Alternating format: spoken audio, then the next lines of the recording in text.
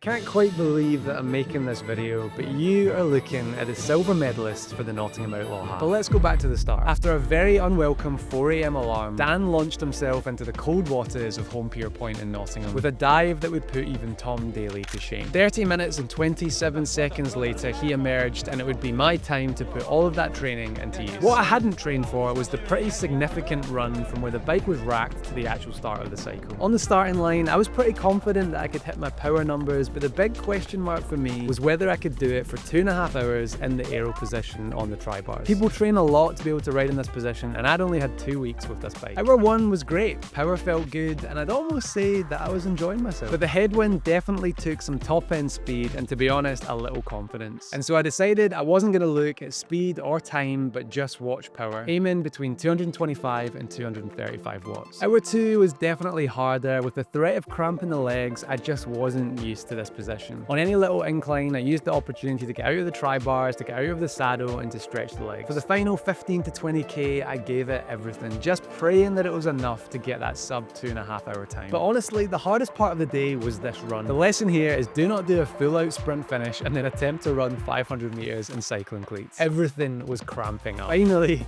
we got to Josh and released him for his half marathon. And after checking the time, I realized that I'd done it. 2 hours and 27 minutes for the 90 kilometers. It was now over to Josh the Gazelle, who had 3 laps to bring us home. It was going to be tight, but as Josh came down the finish line, we joined him for the sprint finish, and in our absolute disbelief, discovered that our efforts had landed us with a silver medal. Such a good day, such a good event, and such a great team. Well done, boys.